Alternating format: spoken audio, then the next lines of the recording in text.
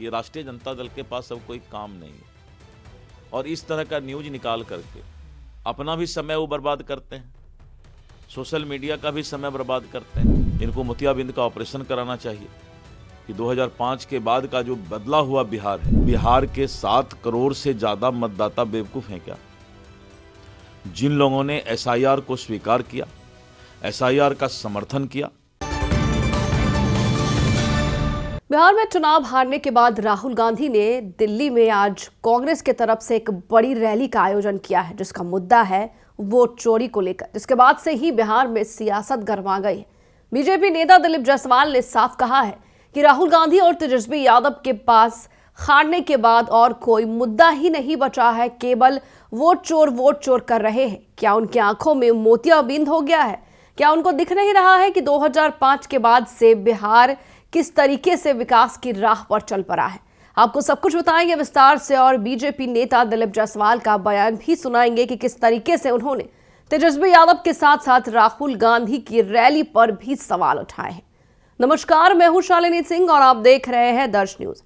बिहार में चुनाव हारने के बाद एक तरफ जहां तेजस्वी यादव नाराज दिखे, उन्होंने सत्ता पक्ष पर एक के बाद एक कई आरोप लगाए, तो दूसरी ओर राहुल गांधी ने भी अपना मोर्चा खोल दिया है और आज दिल्ली में कांग्रेस की तरफ से बड़ी रैली का आयोजन किया गया है, जिसमें वोट चोरी से लेकर तमाम मुद्दे उठाए जाएंगे और सत्ता पक्ष को घेरने की पूरी तैयारी राहुल गांधी ने कर ली है। आपको बता दें कि इस रैली में कांग्रेस के तमाम वरिष्ठ नेता मौजूद रहेंगे। चर्चाएं होंगी कि किस तरीके से बिहार विधानसभा चुनाव के दौरान वोटों की चोरी से सत्ता पक्ष ने एक बार फिर से अपने खेमे में वोटों को लाया है। आपको सब कुछ बताएंगे, लेकिन उससे पहले ये बता दें हम आपको कि बिहार में खलचल बढ़ गई है। दिलीप जायसवाल ने साफ कहा है कि 2005 से पहले जो बिहार की स्थिति थी, क्या वो नेता प्रतिपक्ष और राहुल गांधी को नहीं दिख रहा है? आप जो मुद्दे उठा रहे हैं कि बिहार में शराबबंदी के बावजूद शराब तस्कर एक्टिव है, लगातार शराब तस्कर पकड़े जा रहे हैं, तो क्या ये 2005 में नहीं होता था? हमारी सरकार आते ही बिहार विकास की राह पर चल पड़ा है। राहुल गांधी और तेजस्वी यादव केवल बातें बनाएंगे, केवल इल्जाम लगाएंगे। आइए सबसे पहले आपको दिलीप जायसवाल का बयान सुनाते हैं। और गद्दी छोड़ के नारे भी लगेंगे। देखिए, है क्या, विपक्ष समझना नहीं चाहती है और जब कोई समझना नहीं चाहे तो ये तो थेथरोलॉजी हो गया।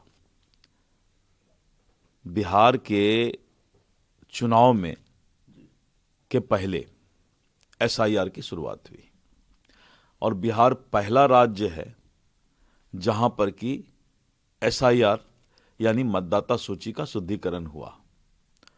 तो क्या बिहार के 7 करोड़ से ज़्यादा मतदाता बेवकूफ़ हैं क्या? जिन लोगों ने एसआईआर को स्वीकार किया, एसआईआर का समर्थन किया और इतना ही नहीं, मतदाताओं ने अपना भारी प्रतिशत के साथ वोटिंग करने का भी काम किया, तो इस विपक्ष को सबसे पहले बिहार के धरती पर आना चाहिए। बिहार की धरती वैसे भी जो है ज्ञान की धरती है। बिहार ने पूरे देश को संदेश दिया है, ज्ञान दिया है कि मतदाता सूची का शुद्धिकरण आवश्यक है। तो जब 7 करोड़ से ज़्यादा मतदाता ने पहला जहां से एसआईआर शुरू हुआ और उसके पक्ष में और बाद में मतदान करने का काम किया, तो ये विपक्ष थेथरोलॉजी कर रहे हैं। जबरदस्ती राजनीति करना कोई काम नहीं है विपक्ष के पास। देश की जनता समझ रही है और देश की जनता इसीलिए इनको जो है नकारने का काम कर रही है। ये दोनों दो बात हो गई। अब कोई गलती करे तो गलती करने वाला इंसान को जो सजा मिलेगा तो वो बोले कि पहले जो सही है उसको तो ठीक कर दीजिए। ये तो, इसका तो कोई मतलब नहीं है। जो स्कूल चल रहे हैं 2005 के स्कूल और आज के स्कूल में अगर इनको फर्क नहीं दिखाई पड़ता है तो मैं तो बार बार बोल रहा हूं कि अच्छे आंख के अस्पताल खुल गए हैं। इनको मोतियाबिंद का ऑपरेशन कराना चाहिए कि 2005 के बाद का जो बदला हुआ बिहार है, रफ्तार पकड़ चुका है विकास, ये इनको समझ में आएगा ही नहीं। इसलिए जनता इनको नकार दी है। पूरे बिहार में जहां की करीब 14 से 15 करोड़ की आबादी है, और 14 से 15 करोड़ की आबादी में जहां एक जगह यह घटना घटी है, तो यानी गृह विभाग जो है 15 करोड़ की आबादी का तो सुरक्षा कर रहा है ना। जो एक घटना घटी है, जो भी अपराधी उसमें होंगे उसको बख्शा जाएगा? कभी नहीं। वैसे लोगों को कड़ी से कड़ी सजा देगी। और अगर बीएमपी जवान पर गाड़ी चढ़ाने का प्रयास हुआ है और उनकी मौत हुई, तो उस अपराधी को भी कड़ी से कड़ी सजा मिलेगी कि जिंदगी भर याद रखेगा कि फिर इस तरह का गलती नहीं करे।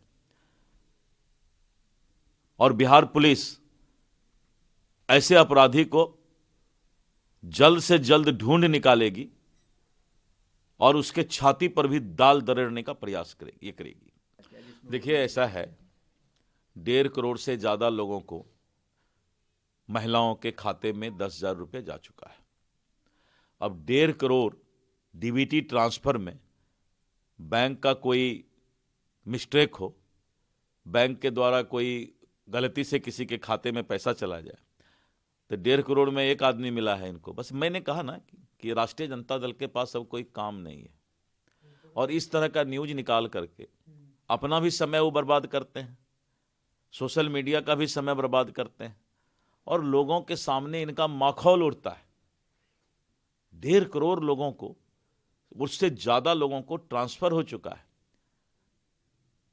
और बैंक के द्वारा एक आध मिस्टेक हो सकता है, वो मिस्टेक तुरंत चेक किया जाएगा। ये कौन सी बड़ी बात हो गई? तो सुना आपने, एक तरफ जहां सम्राट नीतीश ये कहते हैं कि बिहार से अब अपराध को खत्म करेंगे, अपराधियों को उखाड़ फेंकेंगे, तो दूसरी ओर लगातार राहुल गांधी और तेजस्वी यादव सत्ता पक्ष पर आरोप लगा रहे हैं। बहरहाल इस खबर में इतना ही, लेकिन आप अपनी राय हमें कमेंट बॉक्स में लिखकर जरूर बताएं। बने रहे हमारे साथ और देखते रहिए दर्श न्यूज।